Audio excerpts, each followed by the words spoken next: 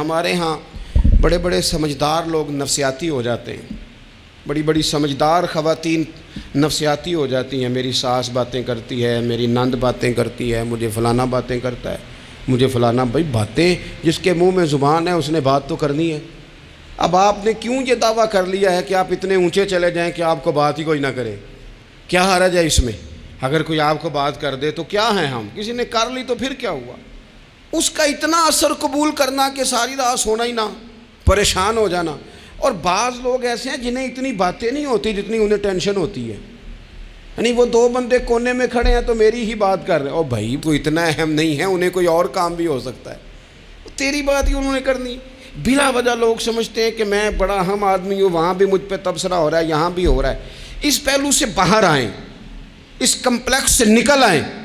ابن حزم کہتے ہیں کہ مصر میں ایک تاجر بڑا کامیاب ہو گیا تھا، بڑا کامیاب تاجر ہو گیا۔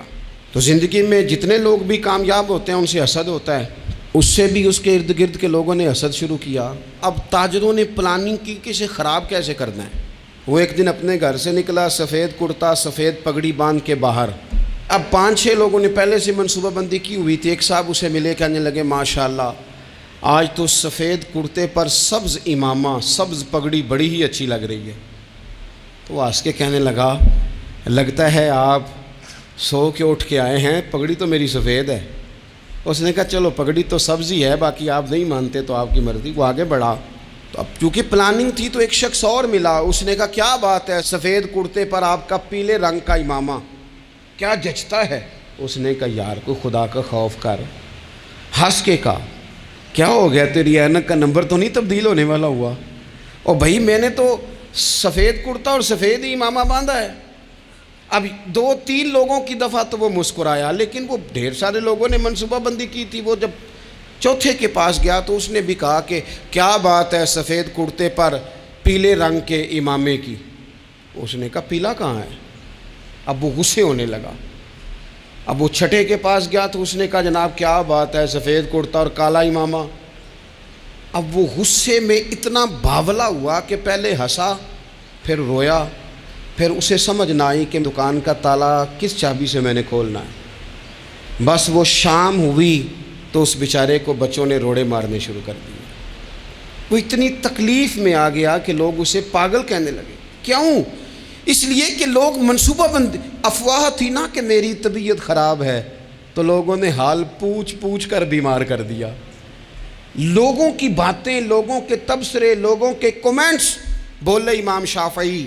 امام شافعی فرمانے لگے لوگوں کی باتیں پتھروں کی طرح ہوتی ہیں، یہ روڑوں کی طرح ہوتی ہیں، اگر انہیں کمر کے اوپر رکھ لو گے نا تو یہ تمہاری کمر توڑ دیں گی، اور اگر تم ان کو اپنے پیروں کے نیچے رکھ لو گے تو تمہارا قد اونچا ہو جائے گا۔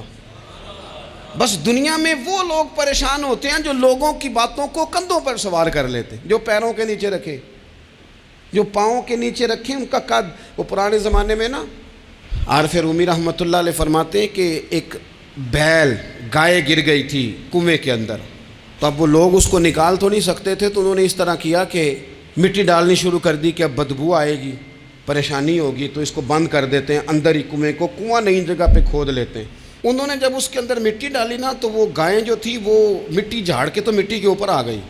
انہوں نے پھر مٹی ڈالی تو وہ تھوڑی اور اوپر آ گئی، اور مٹی ڈالی تو اور وہ مٹی ڈالتے گئے اور گائیں وہاں سے کنویں سے باہر آ گئی۔ لوگوں نے دفن کرنا چاہا، وہ باہر نکل آئی۔